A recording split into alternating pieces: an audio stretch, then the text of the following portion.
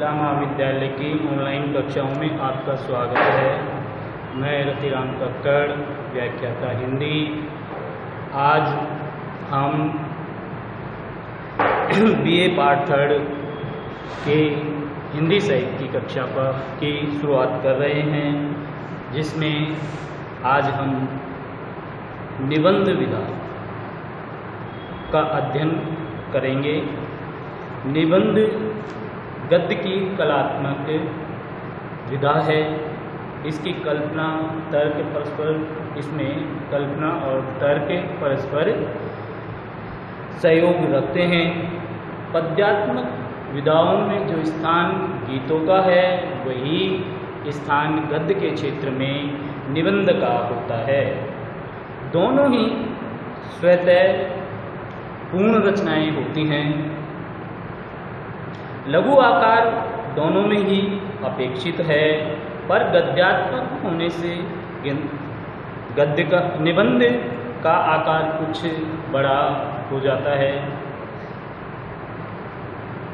अपेक्षित है, पर गद्यात्मक होने से निबंध का आकार बढ़ जाता है और सीमित आकार में आंतरिक आवेश की कुछ उग्र तूफान को बांधना गीतकार का कार्य है तथा वस्तु के समस्त बोधपरक तथा कल्पना से स्फीत रूप को सीमित शब्दों में स्पष्टता और सजीवता से अभिव्यक्त करना गद्यकार का कार्य है, कर्म है, निबंधकार का कार्य है। दोनों ही व्यक्तिवादी युग की उपज है। अंतर केवल यह है कि गीत में स्वतः स्फुरण अपेक्षित अधिक होता है। इन तत्वों को ध्यान में रखकर निबंध की परिभाषा इस प्रकार से कर सकते हैं कि निबंध वह गद्य रचना है जिसमें सीमित आकार के भीतर किसी विषय का वर्णन या प्रतिपादन विशेषकर निजीपन के साथ, स्वतः पूर्णता के साथ, स्वच्छता के साथ, सौष्ठव के साथ, सजीवता के साथ, आवश्यक संगति के साथ किया गया हो। अब हम अगले बिंदु में ये देखने की कोशिश करेंगे कि हिंदी साहित्य में निबंध के विकास की क्या पृष्ठभूमि रही है। हिंदी की प्राय सभी पद्य तथा अधिकांश गद्य की विधाओं को संस्कृत की संपन्न परंपरा का बल मिलता रहा, अर्थात सभी विधाएं कम ज़्यादा संस्कृत से ही हिंदी साहित्य में आई है। पर निबंध संस्कृत साहित्य में कभी स्वतंत्र विधा के रूप में नहीं रहा। अतः हिंदी की इस परंपरा से वह थोड़ा वंचित रहा। हिंदी को इस क्षेत्र में अंग्रेजी से प्रेरणा और सहयोग अधिक मिला, अर्थात निबंध को अंग्रेजी से ही ज़्यादा सहयोग मिला संस्कृत की अपेक्षा। यही यदि परिस्थितियों को देखें हम, तो देश में सामंतशाही का गढ़ अपने ही संघर्षों से जर्जर और डगमगा गया था। उस पर आश्रित और पोषित राजशाही को गहरा धक्का लगा था। इसी समय व्यापार के बहाने अंग्रेज भारत में प्रवेश करे थे। धीरे धीरे सत्ता के केंद्र लाहौर, दिल्ली, आगरा, कलकत्ता न रहे, बल्कि इसकी बजाय और नए अन्य शहर जैसे बम्बई, मद्रास हो गए। पहले जो सत्ता का केंद्र और व्यापार का केंद्र दिल्ली, आगरा आदि शहर हुआ करते थे, उनके स्थान पर अब बम्बई और कलकत्ता ऐसे शहर हो गए। इन नगरों में अंग्रेजी संस्कृति और साम्राज्य तथा पूंजीवाद का रूप खड़ा होने लगा था, अर्थात आर्थिक शोषण का सूत्रपात हुआ। जैसे हम पद्य में भारतेंदु जी की कविताओं को देखें, तो इस प्रकार का जो शोषण था वो हमें उनकी कविताओं में दिखाई देता है कि अंग्रेजी राज की स्थापना के बाद किस प्रकार से अंग्रेजों ने भारतीयों का शोषण करना शुरू कर दिया था। अंग्रेज भारत को अपना घर बनाने की सोचते ही नहीं थे। अंग्रेज भारत को एक उपनिवेश के रूप में देखना चाहते थे। वो कभी उन्होंने सोचा ही नहीं कि भारत भी उनका घर हो सकता है। फलतः भारत और अंग्रेजों के बीच सांस्कृतिक मेल जोल की संभावना भी बिल्कुल खत्म हो गई थी। सांस्कृतिक रूप से भी हम एक दूसरे से अलग ही थे, अलग ही रहे, क्योंकि उन्होंने मेल जोल करने की भी कोशिश नहीं की। परिणाम यह हुआ कि हम भारतीय जल्दी ही अंग्रेजी राज के विरोध में खड़े होने लगे, उनकी संस्कृति का बहिष्कार करने लगे, है ना। और इन्हीं सब घटनाओं में, ऐसी छोटी छोटी घटनाओं में ही क्या है कि राष्ट्रवाद के बीज पैदा हुए।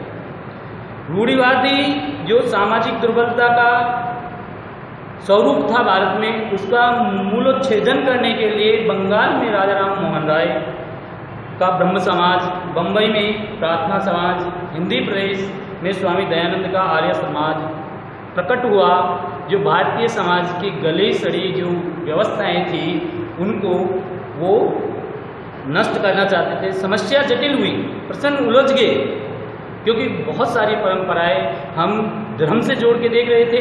इस कारण क्या आम जनता ने इन समाज सुधारकों का समय रहते सहयोग भी नहीं किया, न के बराबर सहयोग किया या सहयोग किया ही नहीं, है ना। प्रश्न उलझ गए, जगह जगह विरोध होने लगा। नित्य नए प्रश्नों के इस युग में गद्य का विकास ऐसे ही समय में कि कुछ अंग्रेजी साहित्य के प्रभाव से, कुछ बंगला साहित्य मतलब बंगला के नए साहित्य के प्रभाव से,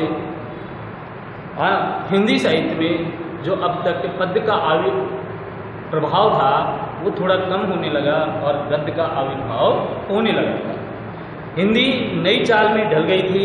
ये कार्य भारतेंदु जी के समय से ही होने लगा था। जनता तक पहुंचने के लिए साहित्य ने प्रेस और रंगमंच का हाथ पकड़ा, तो गद्य में ही नाटक का भी आविर्भाव इसी समय देखने को मिला हिंदी साहित्य के क्षेत्र में।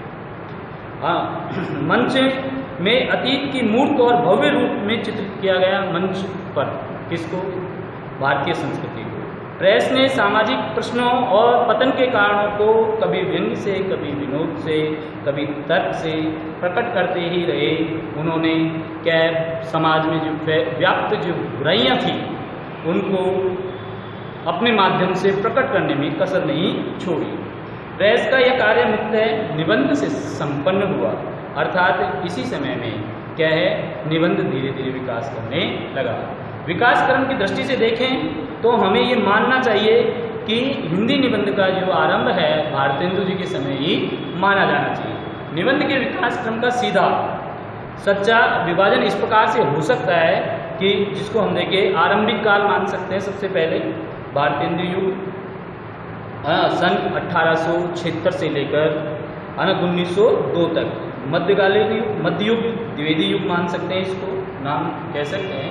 सन 1903 से 1925 तक रख सकते हैं, और आधुनिक युग सन 1925 से अभी तक रख सकते हैं। यह जो विभाजन है उसको हम देखेंगे और समझने की चेष्टा करेंगे कि किस प्रकार से हम हिंदी निबंध का विभाजन पढ़ेंगे करेंगे। तो हम ये देखने की चेष्टा करेंगे कि हिंदी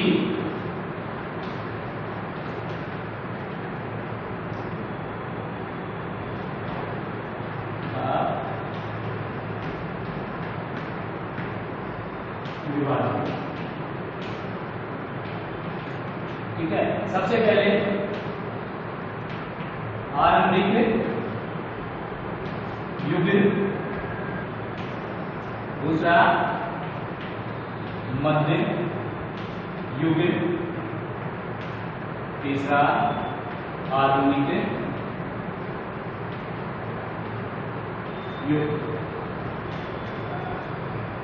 सबसे पहले इसको हम भारतेंदु काल कह सकते हैं, इसको हम द्विवेदी काल कह सकते हैं, और इसको आधुनिक काल भी कहेंगे, जो 1925 से लगभग और अब तक चलता ही आ रहा है।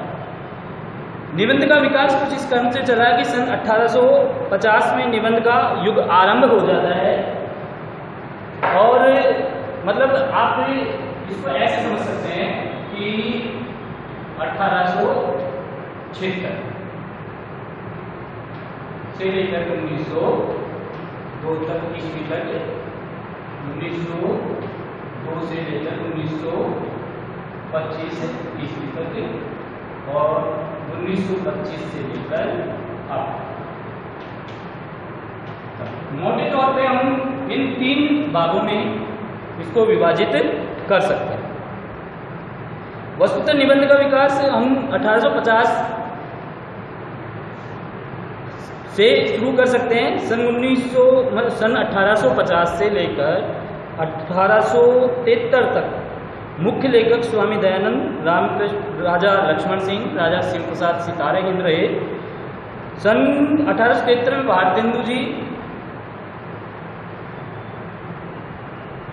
हरिश्चंद्र मैगजीन को लेकर हिंदी साहित्य के रंगमंच पर उतरे। तब तक जैसा कि लिखा जा चुका है, और सन 1855 में भारतेंदु जी लोक क्रांतिकार के रूप में साबित हुए, तथा द्विवेदी ने बेकन विचार रत्नावली के द्वारा निबंधों का नवीन आदर्श उपस्थित किया। भारतेंदु युगीन प्रवृत्तियां सन 1900 तक चलती रही, और 1925 तक द्विवेदी युग निबंध को प्रभावित करता रहा था। वैसे ये निबंध साहित्य को एक इकाई मानकर देखें तो 1915 से लेकर के 1925 तक संक्रमित युग सा रहा, और जिसमें आचार्य शुक्ल ने निबंध साहित्य का नेतृत्व किया। सरल रूप में ये कह सकते हैं कि विधिवत रूप से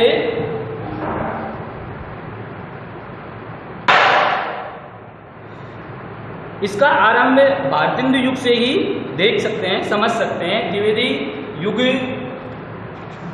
में उसके रूप में प्रौढ़ता और निखार आता चला गया, और शुक्ल युग ने निबंध को गहराई प्रदान की। आधुनिक युग के विश्लेषणात्मक शैली का पूर्ण रूप से विकास किया। सबसे पहले हम निबंध में भारतेंदु युग का अध्ययन करेंगे, प्रयास करेंगे कि हम उसको समझें कि भारतेंदु युग में किस प्रकार से निबंध शैली ने अपना विकास किया, मुखर करके सामने आई। भारतेंदु युग का उत्थान राष्ट्रीय जागरण की मांग थी। राष्ट्रीय जागरण एक सर्वोच्च उन्मुखी जन जागरण था, अतः लेखक के सामने यह प्रश्न जटिल नहीं था कि वे क्या लिखे, अर्थात भारतीय स्वतंत्रता, भारतीय समाज में से जो बुराइयां हैं